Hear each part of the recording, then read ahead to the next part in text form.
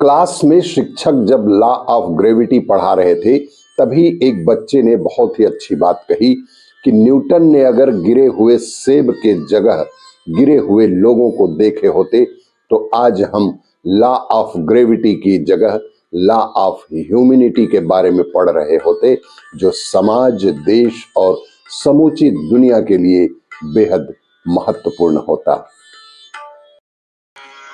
ऋग्वेद ने हमें यह समझाया है कि इस दुनिया में ईश्वर की आराधना के साथ ही साथ पुरुषार्थ और परोपकार भी बेहद आवश्यक है।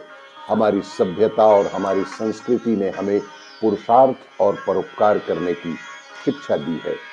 अपने लिए जिए तो क्या जिए ऐ दिल, तू जी जमाने के लिए, तू जी जमाने के लिए। श्री राम ने कभी सिंह नहीं लिखा, श्री कृष्ण ने कभी यादव नहीं लिखा, परशुराम जी ने कभी ब्राह्मण नहीं लिखा, महावीर स्वामी ने कभी जैन नहीं लिखा। फिर हमें ये कौन बांट गया और कौन हमें बांट रहा है, चिंतन अवश्य करें। जिस मनुष्य का जीवन योग युक्त होता है उसे चलाने के कर्म बंधन में बांधने वाले कोई नहीं होते, कि जैसे कमल कीचड़ में भी रहकर कमल ही रहता है। समत्वम योग उच्चयते, समत्व बुद्धि से तात्पर्य सोच विचार कर किए गए कर्म को ही योग युक्त कर्म कहते हैं और ऐसे लोगों को कर्म योगी कहा जाता है।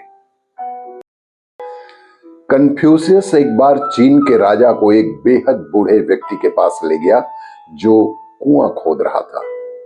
कन्फ्यूशियस ने कहा कि यह दूसरों को पानी मिल सके इसलिए कुआं खोद रहा है और ये दूसरों की भलाई के लिए अपने सुख सुविधाओं का भी त्याग कर रहा है। इसका शरीर इतना बूढ़ा हो गया लेकिन अभी भी ये दूसरों की सेवा का काम कर रहा है, इसीलिए यह सबसे बड़ा महान है।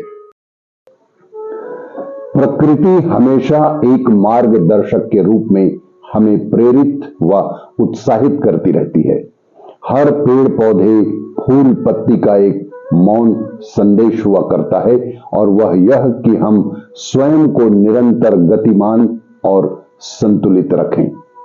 जिस प्रकार पानी, हवा और मिट्टी से पौधे अपना रूप लेकर पल्लवित होते हैं, हमें भी प्रकृति के इस नियम को मानना चाहिए।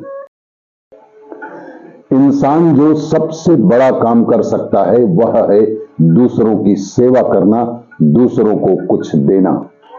लेकिन कुछ लोग इस चिंता में रहते हैं कि किसी को कुछ देने से उनके पास कम हो जाएगा। उन्हें यह नहीं मालूम कि ब्रह्मांड में बहुतायत का नियम चलता है कि आप कुछ जितना दोगे उससे बहुत अधिक पाओगे। आपका अच्छा कार्य कभी भी व्यर्थ नहीं जाएगा। अजीब विडंबना है जिंदगी मेरे दोस्त, पूरा जिंदगी लगा दिया सिर्फ दूसरों को खुश करने में। जो खुश हुए वो मेरे अपने न थे और मेरे अपने कभी खुश न हुए। बड़ी अजीब विडंबना है जिंदगी।